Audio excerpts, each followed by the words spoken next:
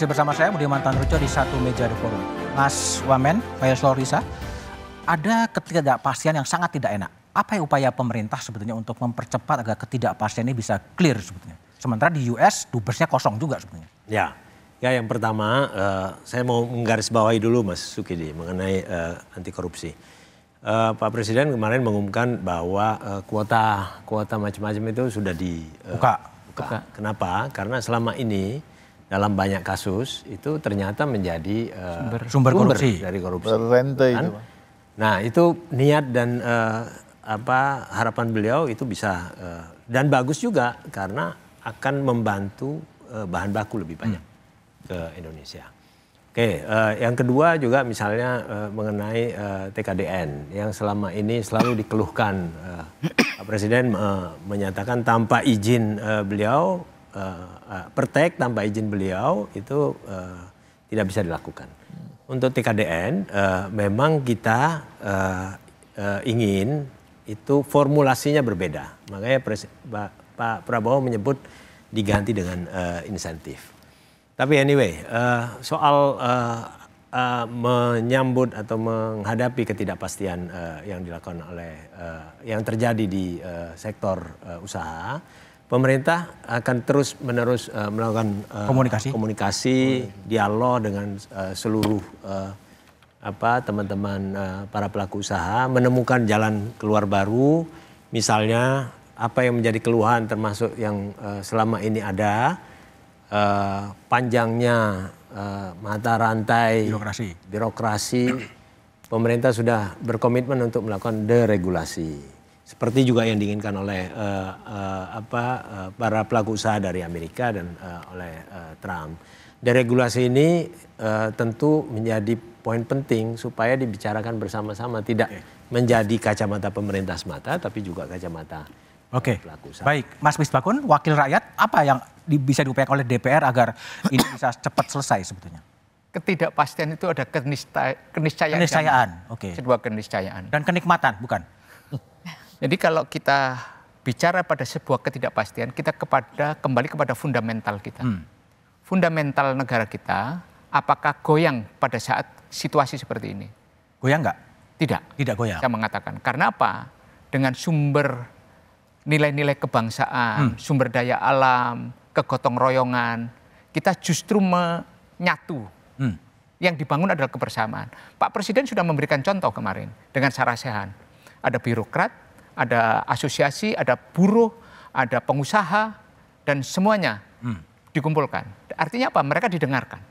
Dan kemudian setelah mendengarkan dari semua kelompok itu, Presiden kemudian mencatat satu-satu dan apa yang harus dibicarakan. Bahkan secara spontan Presiden minta beberapa permendak, pertek dan sebagainya untuk dia. Nah, artinya apa? Kalau kita sudah seperti ini, salah satu permintaan yang sangat mendasar itu adalah deregulasi.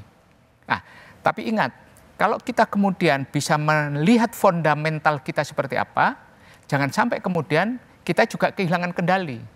Deregulasi oke, tapi jangan kemudian menjadikan bangsa besar yang penuh kebersamaan ini menjadi sangat liberal.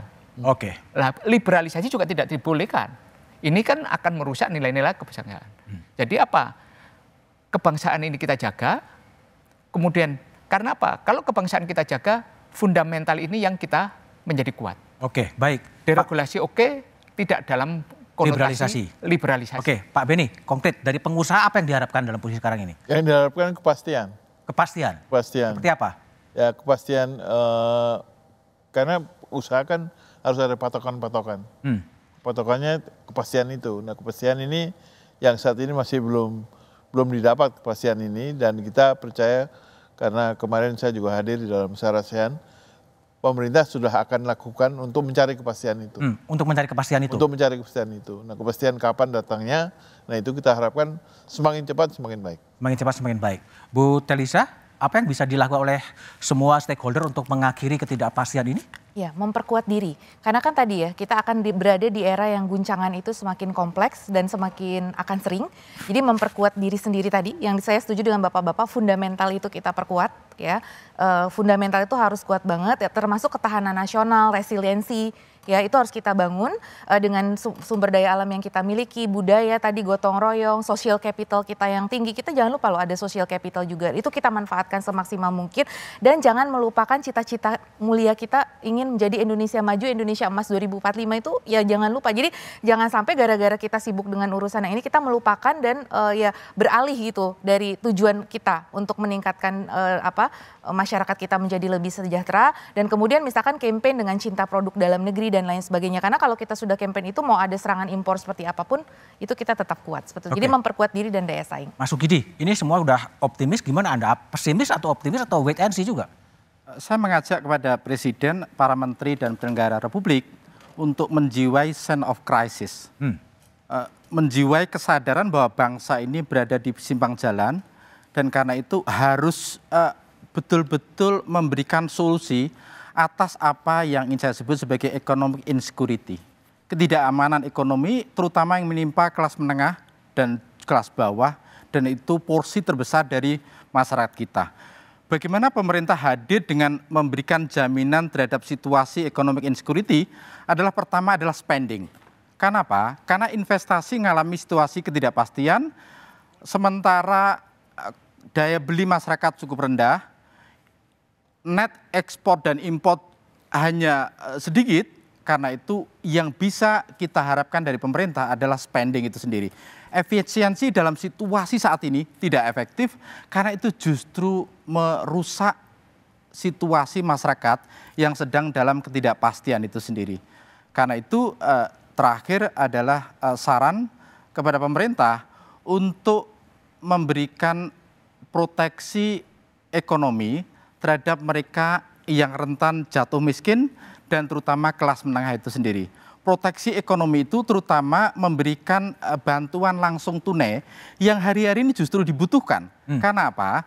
Karena itu pertanda bahwa pemerintah hadir untuk memberikan proteksi kelas menengah dan bawah. Bukan bantuan langsung tunai yang hadir menjelang Pilpres dan saat Pilpres, tapi justru di saat ekonomi sedang terpuruk seperti ini, pemerintah harus hadir spending karena yang menjadi mesin pertumbuhan ekonomi hari-hari ini justru adalah pemerintah. Dia harus melakukan spending, terutama memberikan proteksi ekonomi dengan bantuan langsung tunai kepada kelas menengah dan bawah dan mereka yang rentan untuk jatuh miskin itu sendiri. Oke, baik Mas Sukidi, Bu Talisa, Pak Beni, Pak Misbakun, dan Mas Wamen Faisal. Trade war Presiden Trump bukan sekedar perang dagang, tapi perang pengaruh dan dominasi ekonomi global. Bangsa ini menghadapi tantangan besar, menjaga kepentingan nasional tanpa harus terjebak dalam tarik-menarik kekuatan besar. Langkah strategis perlu dirumuskan selain langkah taktis. Kita sibuk merespon dampak tapi belum tampak visi jangka panjang. Terus berkutat pada soal sektoral, mengkonsolidasikan kekuatan tapi melupakan perbaikan tata kelola. Akankah kita bersuara dalam forum global atau hanya menyesuaikan diri dengan arah angin? Dalam politik global yang tidak menentukan arah akan ditentukan. Sejarah tidak akan berpihak pada yang diam.